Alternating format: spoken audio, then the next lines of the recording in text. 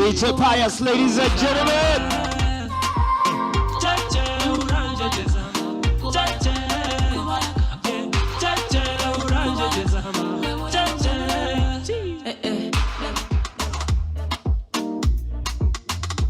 After 5 on a Friday with all right. You already know he's in the building. Kigali, Rwanda, stand up. Yeah. And of course, he's not alone. He's with one and only Allan. Tonix. Boss man these days, Allan? yeah? He's looking good, man. UPRS boss. Hey. UPRS money is coming through. Our money is all going into Allan Tonix. Allan. He's looking lit. And it looks like Pius is growing taller every day. He was starting with Vienna and Roger. It looked like he's saying hi to the kids. Do you know what he told me first? Dad, are you growing shorter? I'm growing longer. I'm like, Pius. You know what they say about money, yeah? When you get more money, you become more shorter. So I know now. So you want to say everybody that gets money? Yeah. It's heavy on them, so that's why Chitaka is short. But Pius, aren't you the tallest man in Rwanda? No, not even close. Is somebody taller than you? Even Mike Kaihura. How tall are you? Even Mike Kaihura is taller than. Like really? Seriously? How tall are you? Yeah, by Mike 2 meters. 2 meters? Yeah. Meter? Yeah. So it's like 6'7". You're 6'7". Yeah. So wait. Now, Pius, who's going to dig your grave? I don't know, but you start digging your grave right now. We're going to menya. They say, Pius, where do you buy your beds from? Yeah. Because I want to know. you can start from my trousers, you know. I don't think you rent Pius. But I know the number. 1.5 going 2 meters. You guys.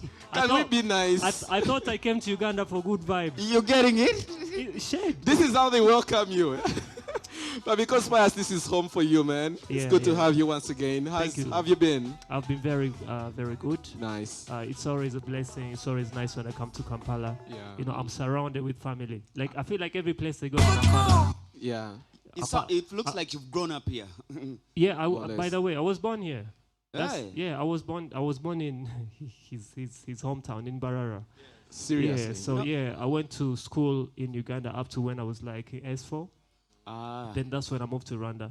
So I think the blood follows me, you know. So that makes you actually a Ugandan by birth. Yeah. Dual citizenship you have is allowed. citizenship. Yes, it's allowed. I have it. Your Ugandan passport? Yeah. And the Rwandese passport? Let me not say it on TV.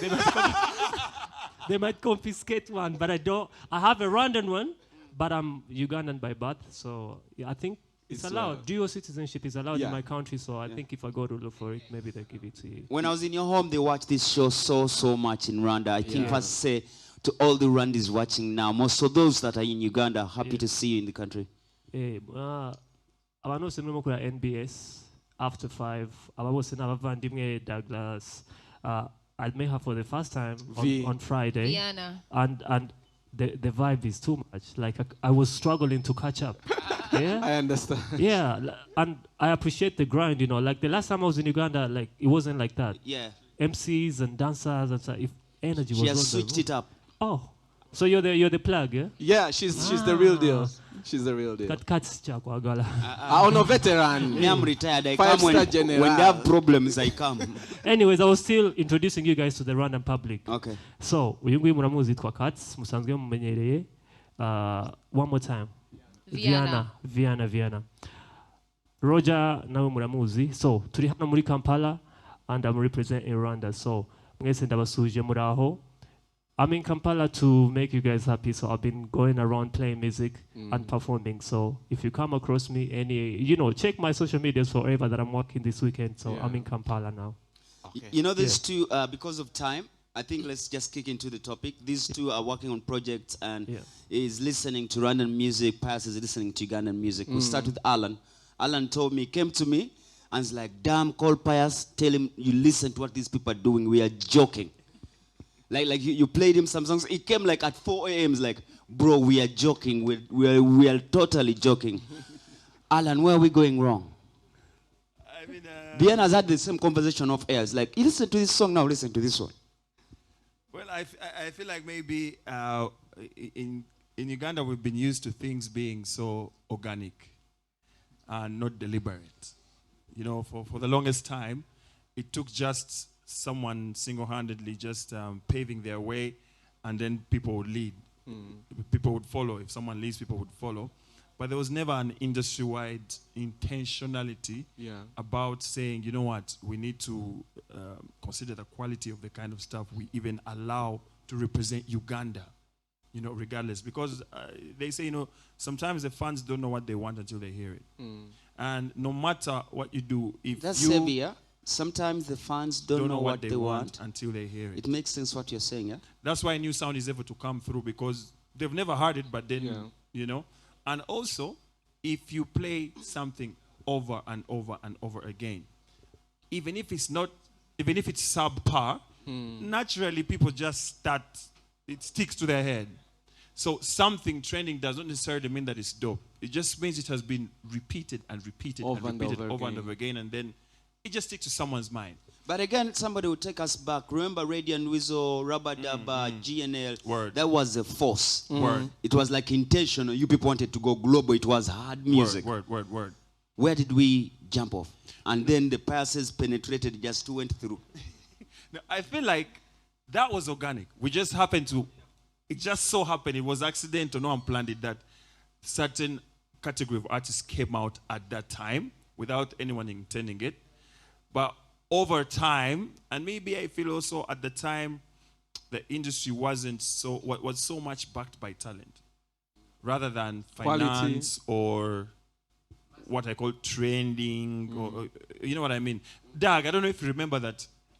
I remember people used to talk about like some radio stations where they would say, man, yo genda yo neka yimbako, bagayi baina box ya CD, basula mbusuzi trash. Like they tell you, man, if you kima besoko viveko, obagendo deyo, big up Timothy, obagendo, you know, like that. So like the media was a sieve to control the quality. Gatekeeping. You know, so you know that for you, that's why it was such a big deal. We talked about this with radio. To play on radio, bro, it meant that your stuff is legit. It has been stamped and approved. But over time, I feel like that has become not the thing. Anybody can play on radio. Anything can, you know, it's not as heavy as it was. I remember we used to have lunchtime request on NBS, bro. If you got on that playlist, Emerson and Pfizer, it means you have been filtered and refiltered and refiltered, and you're on that. You don't just walk in and say. And they shot like I think 10 songs, but to play in that lunchtime, you know. So, and I feel like maybe a bit social media sort of took away the sieve a bit, that because it's hard to sieve, and what that has done for our industry is that we just have anything coming through. Somebody said anybody can be an artist in Uganda. Yeah, you know. You see the very point you've just raised of social media has now come up. So there's no way we're actually going to go away from social media. Word. Now you as the talented artist, what are you trying to do to actually bring out the good music or produce the good music? Well, I feel like there are so many talented artists out there that have good music. I don't have names off head, but I've had people like Cohen JC, and there are so many Cohen JCs out there. And there are so many Joshua Barakas. You know, Joshua Baraka, when he blew, he hadn't just started. His stuff was there on Spotify for years, but nobody was giving it an ear, you know? Instead, you would see the stuff that's put out there is like so different. And maybe the dilemma for Ugandan artists is this. If what it takes to blow here is not what it takes to blow out there, then you have a problem. It means you have to choose. Until for me to be relevant in Uganda's market, I have to do a certain kind of sound. But that sound, as soon as you step out of Uganda, it's dead. It's dead. So now, and at the same time, you can't skip home and just start out there. Charity has to begin at home. So I feel like it leaves it to maybe those who have a bit of more financial muscle to push, like put a lot of finance in the marketing and the branding. And that's why you see a lot of young artists who are really talented are not able to break that barrier because they don't have that kind of backing. And I don't know why. And because maybe a lot of the business people look at here first, it will be easier for them maybe to back those that To bring back their money. Yes, because they'll go and do it in Uganda, do shows in Masaka, in Nyendo, Gulu, wherever. Whereas if you're talking about marketing something for East Africa and Africa, it's not Medeancha, it's a long-term thing. You have to be willing to put in quite a bit. It's like real estate. It's not like Kaduka Kenyanya, you get your money back tomorrow. You're in real estate, you have to know that, okay, I'm making a 5-year plan. Now, I feel like most of the people that try to enter the business don't want to look at the 5-year plan. The long term. They want to say today, I want money tomorrow. Today I've signed you. 3 months from now, I want money to be coming. But I'm going to cut you short there. Let's just go back to Pius. Pius, now your industry used to look at Uganda as benchmark, you know? Yeah. And most of our music was being exported to Rwanda. You guys were consuming a lot of our coming music. here to get collabos and Even the music here. audio producers here used to produce so many of your songs. And then after some time, your quality of music seems to be going... Even your talent, You know, everything seems like organically. What did you switch? The production, the producers? You stopped coming to Uganda? You stopped looking at us as teachers? What No. happened? Maybe you fired the teachers. No, we learned from you. Like, I've learned a lot from Nesim. I've learned a lot from all the producers that I worked with, starting from Padiman. I feel like you guys have a lot of market for your local content. Yeah? In Rwanda, we don't have a lot of market. Locally? No. If I sing here today, I might get another job in 3 months or 4 months. At home? Yeah. So it makes you think, I cannot just get a job here, so where am I going to get another job? You have to broaden your base. Yeah, so you have to think outside the box. You understand? So I have to think in Uganda, what can I do in Uganda? What can I do in Burundi? What can I do in Kenya? So I borrow ideas from, that is just my example. Yeah. But I feel like that's the line that we should all follow. Because if you feel like you're satisfied in this market that you have, it limits on how you think and how you produce your product. Because if I know that I have clients here and I produce a product for you guys and you consume it, and it's enough for me, then it's enough for me.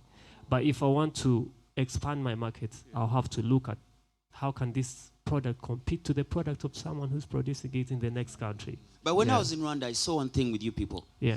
Element, you'll find Element connects with Pius, Pius connects with the Ben is with, like even when they're doing music, it's okay for 10 artists to sit on one person's song and contribute. Yeah. Something that we don't have here. Has that also shaped the Rwandan music, that it comes out with so many ears and efforts? That is also part of the new generation. Because, you know, past the genocide, first of the cultures that we instill in people is reconciliation. Unity. Unity. So it's also a trait that we have now. Before you even do anything, first become brothers, sisters. You know, also we have an advantage. We speak the same language. So it's easy for communication as well. Not maybe someone who's in Gulu might not speak Luganda or Runyankore. You understand? In Rwanda, it's all Kinyarwanda. So that is just a small example. But if we go to technicalities, I feel like the trend is not just Uganda or Rwanda or whatever. It is Africa. So you have to look at the general concept. Because now music is global because of social media. You never know where you're going to get discovered. So if, for example, if you're discovered and you're singing just in Luganda, it's going to be difficult. That is why in Rwanda, at least, if you hear the songs which are try to penetrate, it's either French or some English or some Luganda. It's not just strictly one language. And just before you get off the language bit, how is Rwanda benefiting from the Francophone? Because I know for sure East Africa here we speak a lot of English. We may not really tap into the Francophone speaking countries here in Africa. Yeah. Are you guys picking on that audience? Have you done shows, you know, in those countries? Much. Like I've done 2 tours in Europe, and most especially where they book me is Belgium and France. France. Belgium and France. Actually, I thought you had moved to Belgium because I was looking for this man for like 6 months. Yeah. That's why you all phone, like people look for you, were looking for you for the Purple Party like for a week. And you couldn't get him? I couldn't get him. Yes, Katz, I know. But I apologize for that. But now I'm available for Purple Party. Please come to Kigali. We want you guys to come. We want you guys to come. Don't leave her. Don't leave Allan. The whole squad is coming down. Yeah, please come to Kigali. We do Purple Party Kigali. If you're listening to this show, please comment. We want Purple Party in Kigali. Pius is bringing us. Sorry, we had a conversation, and the conversation I was having with Tonix and Ray and I think Nathan. I was like, you people who are talented in Uganda have failed to embrace social media and fit into it. I was giving them a case study. We have artists who are on TikTok for 4 hours, just talking, and tomorrow what they talked or say trends. So I was telling them, why don't we get you artists into the social media and we find a way of how creative we can use it? Can I cut you short a little bit and tell you something about what you just said? God is very clever. I think God is very clever. He cannot give you two things. If he gives you talent, he'll give you an ego. You understand? He'll give you talent to sing very well, and if you see someone not appreciating your music, you feel very bad. You'll be like, why is this guy not appreciating my music? Someone who knows that he's not as talented as you is going to go and do stupid shit on social media. You understand? Sorry for my language. Go all the way out. Yeah? So they will do anything that can make them cover. You understand? I am very sure that Diamond is Diamond because he knows that he's not as good as, for example, a musician in Nigeria he knows he's talented than him. But he knows if I grind, I put in work, I find someone to write for me, I try to imitate their song and repeat it in my own way, I am going to outshine them either way because I have the numbers in Tanzania. So telling a talented person to be as creative as that person is impossible. Because you're going to look stupid. Unless if you go and sing and then you guys sell my song. Yeah? So we should leave the talented people to... The talented people just be talented. God has given them that block. Pius, the problem, we are losing all of them. They are going into other businesses. They're getting frustrated. They're getting frustrated. It's okay, then they were born in the wrong generation. Yeah? You understand? Everything has its own timing. But I feel like it is us, like me, on my social media profiles and whatever. I try to get kids who are talented and stuff and expose them. You remember when I came here for the first time? When I don't know which song I had come to promote. It was not even my song. It was Charlie and Nina. Yeah, Charlie and Nina. Rouge and all that. Then I started showing you guys the band song, Medi's song. Because I knew that if these guys get a chance, like slowly, when I introduced it to you guys, you liked it. A month after, it was the biggest hit in Kampala. So once you do, the talented boys and girls, let them do what they can do best. Let them create. Social media is going to expose them. If it doesn't expose you, then it's not your timing and it's not God's timing. I'm not saying you be lazy. No. If you can't, you do it. But don't over-try if it's not your thing. I have worked with many talented people, and it's so hard to push them out of the box into creativity. They can sing. We should create more opportunities for them to expose their talents through what they can do best, sing or create. There's that girl you're with, very talented. Ariel Ways. Yeah, I think you launched the album. Yeah, she launched an album. Very talented. But let me give this man his credit. In Rwanda, I was going to call you a kid, but let me say Pius. No, the English kid. Yeah. Like, he practically goes and looks for producers, DJs, singers, and like combines them, teaches. Man, he's the man behind Element. Yeah. Awesome. Are people appreciating you? The other day, Katz was crying on air because of appreciation and lack of appreciation. Was that necessary? So Pius, are people, recognizing the effort that you're adding to the industry in any way? Well, if you have to seek the appreciation, then probably they don't appreciate you as that. Well, some people are so, should I say, I can't say selfish or unappreciative. Individualistic. No, you guys are putting words in my mouth. People are busy doing their own things. These days, life is so busy because, let me tell you, a long time ago, we never used to have phones, yeah? You'd find time to go sit with your friend, talk about stuff, go visit them, plan a visitation trip, go to Mbarara, visit someone, come back to Kampala. These days, no, because you have them on WhatsApp, you don't do anything.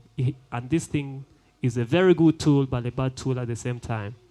So appreciation, Katz, let me tell you, if they don't give you the appreciation, You come to Kigali, I'll show you. I'll give you the appreciation that I have for you.